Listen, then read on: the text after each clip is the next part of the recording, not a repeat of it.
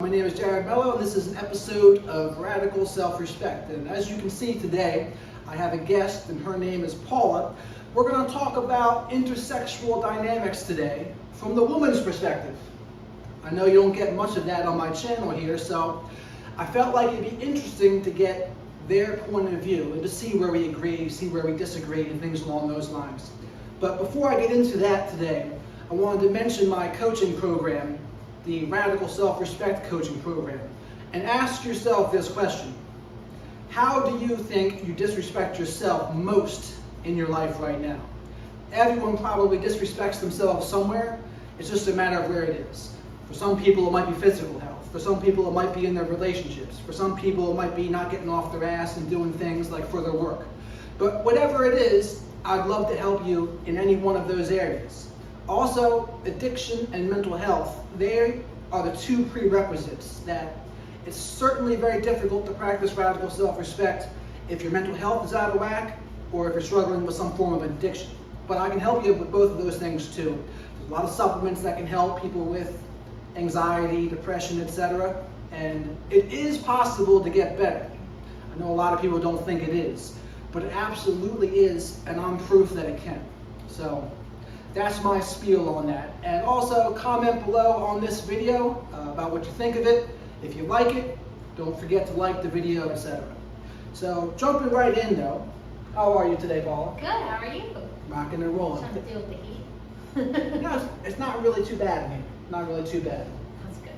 So I wanted to get into, what do you think right now is like one of the biggest impediments that are preventing men and women from getting together? Because we have like this, the lowest rate of marriage I think there's ever been, extremely low birth rates. What do you attribute some of that stuff to?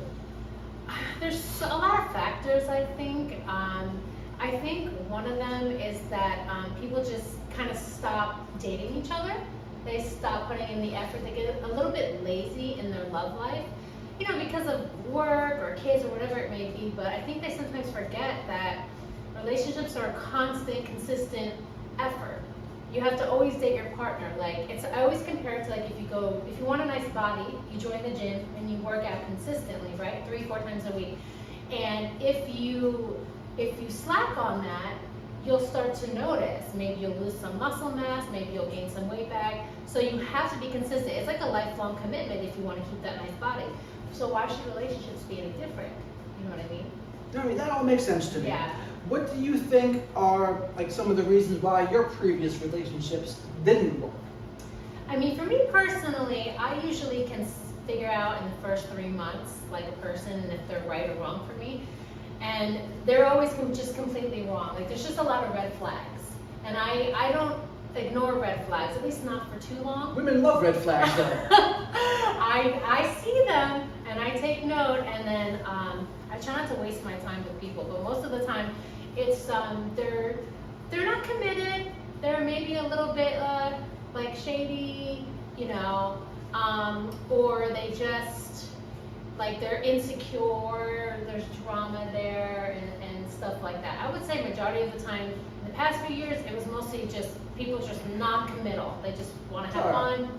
Okay, let's go into that part. So what do you mean by that? They don't ask you to be their girlfriend? Is that what you're saying? Right. Yeah, they'll just keep it going on for a month or two and never really commit. I mean, I think girls, it's partly our fault as well because we go along with it. You know, we just go with the flow. We don't want to mess everything up. So we're not really paying attention to our needs and voicing them. Sure. So I think it's both people. So here's the thing though too, we were talking about this before we started filming, but you got to assume that there's going to be a level of attraction. Because a guy could listen to this and say, oh, I'd be dying to commit to this person, I'd be dying to commit to that person, but the woman doesn't give a hoot about that guy. She needs the guy that she's going to feel attracted to. Yeah. And then all of these things apply. Like, oh, then I want the guy to commit. Then I don't want him to be shady. Then I don't want him to be whatever else you said. But if that attraction's not there, none of that matters. And so that's why I always tell guys, you gotta take care of that side first. Because women, when they talk about it with their dating coaches and the women who talk about it, they all assume that attraction's already there. And So like when a guy tries to listen to that, and say, oh, I'd be the guy that would do the love languages, I'd be the guy that would be committing right away. Right. But then that guy tries to do that, and the woman wants no part of it. Because they gotta keep this first. If they lose it, because maybe you agree, maybe you disagree, but women follow their emotions when it comes to relationships. If the woman's not feeling it, she's out, regardless of how good that guy is. You could be a great guy. True. And the classic line you'll hear a lot of times, if you're that guy, is, any girl will be lucky to have you. But it's like anyone except for her. It's what she really means. Any guy or any girl will be lucky, but not from me. Or like not nice, for me. nice guys finish last, all those sort of things. Well, nice guy's a misnomer too, though, because usually a nice guy is really just a guy who's not practicing radical self-respect, who doesn't know how to be assertive, who doesn't have boundaries. No boundaries. Because that a relationship needs some conflict. Yeah. And so without the conflict, it does get a little boring. Sometimes you do need to insert a little something in there because you need it. Some people just need it. But if you have a sense of radical self-respect, eventually someone will just cross your boundaries eventually. Someone will do something that kind of pisses you off, and so you should say something about Right, it. without So realizing it or meaning to. right, so the conflict part should kind of take care of itself if you have a code, if you have principles you're living by. But a lot of people just don't. And men in particular will become people pleasers, for example, and they just want to make the girl happy, or they want that girl. No confrontation, don't want to ruffle feathers or mess anything up, I guess. It's no fun. It's no fun. So say a guy is attractive, or you find them attractive. So then